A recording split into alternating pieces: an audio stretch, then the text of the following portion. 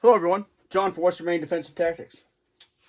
Um, little surprise here. A little blast from the past for me, anyway. Uh, in the pistol rug right here in front of you is my first pistol. The first pistol that was purchased with my own money. My first carry pistol, and for quite a few years, the only pistol I owned. And it was the one that started me on the path of being a handgun aficionado or pistolero or whatever the hell you'd like to call it. And bear in mind that this isn't an example of this pistol. This is the same pistol. This belongs to a relative of mine whom I sold it to when I was ready to move on. And I don't own it, but I have visitation rights, I guess you could say. So this is the one that I carried over hill and dale, usually when I was home on leave, because I was in the Marines when I bought it. And I carried this a lot. When my freaking ass landed in Portland and got home, one of the first things I picked up and carried was this pistol, and it didn't leave my side much when I was home. I carried it on section hikes of the Appalachian Trail, and traipsing all over the farm and shooting various varmints and all that kind of stuff, and shooting targets and just having a good time learning how to shoot a pistol. And let's get into it. So your very first pistol might have been a cap and ball Colt. My very first pistol was a 7.5 inch Ruger Super Blackhawk in .44 Magnum.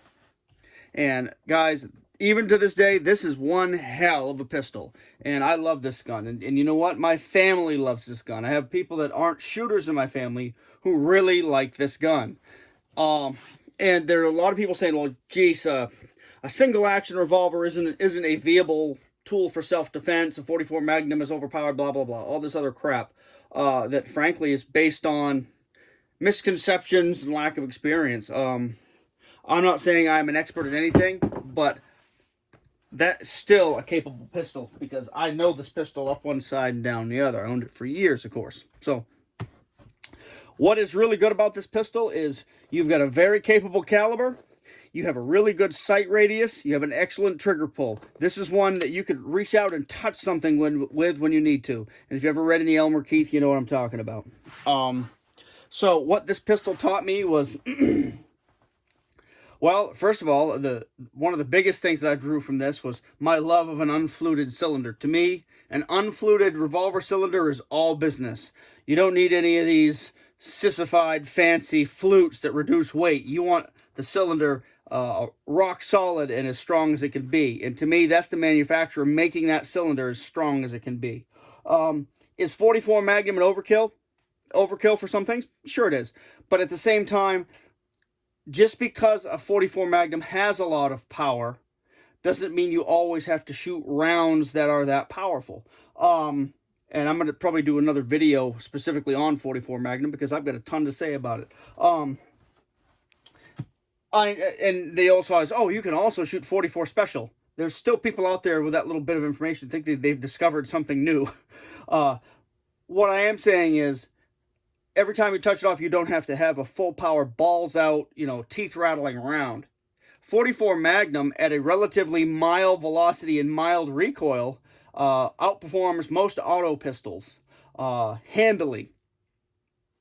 A ho-hum .44 Magnum round bests a .45 ACP. A ho-hum .44 Magnum round bests 357 SIG, 40 Smith & Wesson, 9mm, all that kind of stuff. It just outperforms. Yes, you have the limitation of 6 shots. So what? As I get a little older, that I'm kind of evolving past where I used to be in a lot of ways, and I don't see a 6-shot revolver as limiting as it used to be. But anyway, so too heavy to carry? I don't think so. Because I carry this quite a bit. Is it weighty? Is it a chunk? On paper, yes, it is. But in your hand, this 7.5 inch barrel, this disappears. The balance on this gun is excellent. The way this feels in your hand is just awesome. And it manages recoil pretty well. Now, I've also had half a dozen different grips on it. I had a grip that was like this. and this is the grip I took off, and I took off this grip for the video and to handle it and do some other modifications to another gun, and this is the grip I had purchased for it and sent back with it the last time I borrowed it. This is a good grip. I want to say this is a Hogue, and it's a good grip to shoot the gun with, but it seems like it's a foot long when it's on the gun and it catches on things. It just isn't a great carry grip. It'd be fine for a truck gun or something, but anyway. So, as much as I love this gun, and I kind of like to buy it back, but at the same time,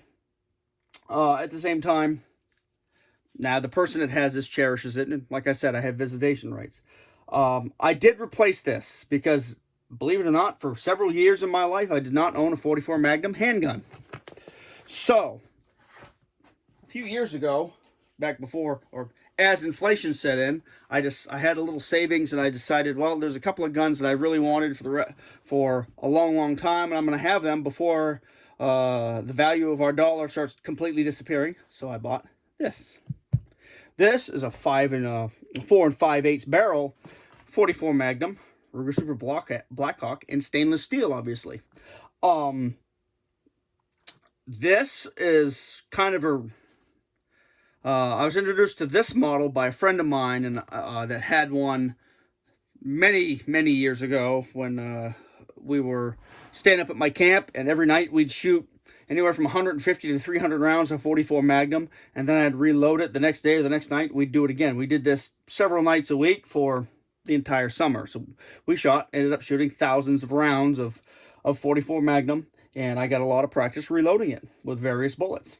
And he had a little stainless number with these or similar grips to this on it, and man, we had that dialed in with a load pretty well, and you could just think about hitting a brick or hitting a rock or putting up a piece of wood to shoot, because we're basically shooting construction debris from building my camp, and you could just think about shooting it, hitting it, and just reach out there and do it. And that was an awesome little gun. I've always liked it, and the shorter barrel is a little bit more packable, though I'll say the advantage to revolvers with a long barrel is you can stick that down in your belt or your waistband and tote it pretty comfortably because that big heavy barrel counterbalances the action. I noticed that with my 6-inch GP100, which carries a little better than this because this is actually a bit more weighty on this end. But anyway, I just finished the grips here on this gun because the grips that came with this gun, and this gun was not cheap, not inexpensive. I bought this one for, I want to say it was $250, $235. I can't remember what I paid for it, but it was a couple of $100, which, at a young Lance Corporal's pay, that's still quite a bit of money. But I started, as I'm working on these grips, I started measuring these because I wanted to duplicate the feel of this pistol and this pistol. And I noticed that there's a couple of things a little bit different in taking measurements. The distance here on this pistol is a little narrower than it is here. This pistol's frame is a little thicker. And so what I really wanted was to duplicate is this slim flare here because it's got a nice flare on the grips. I wanted to duplicate that, but I actually didn't quite hit the mark and make it feel just like this, but this feels a lot better for this pistol because the balance and the weight is a little bit different. I also slicked up the action, not quite as silky smooth like glass like this is, but it's nice. I actually like this pistol much better since I got these grips on here and started fitting them. But that's going to be a really good carry pistol and one to shoot. I slugged the bore in the chambers, so we're going to get that running with cast bullets. Anyway, quick peek at an old friend of mine that I potted a lot of woodchucks with. Fox or two, coyotes, porcupines, skunks. I even think I took a pot shot at a deer or two with it. Outstanding little gun. Not really little, but you know what I mean. And nowadays, .44 Magnum isn't the big boy that it used to. There's calibers that walk all over .44 Magnum power-wise, and man, I don't know how far of a Magnum Magnum caliber handgunner I'd be these days, because .454 Casull was pretty powerful, and now there's calibers, like .480 Ruger, and I can't even remember what the hell the other ones are. that make it look pretty anemic. That's a lot of power in a handgun, a lot of power and a lot of recoil to deal with. And I'll tell you, a hot 44 Magnum reload, a hot 44 Magnum load is pretty much all I want to handle. That's it's a lot of recoil, it's a lot of snap depending on the gun.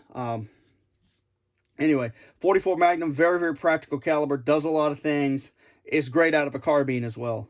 But anyway, quick look at a couple of guns, and I hate to say it, I think the next gun I purchase is going to be a Red Hawk, because I had a Red Hawk after I had this gun, a blued steel Red Hawk that I had refined, and the action tuned a little bit of the time, and the little things that you do owe to a double action revolver over time to really refine it so it performs really well. I had it, but I really wanted the stainless version of the gun because I carried it a lot. It was my EDC for a couple of years.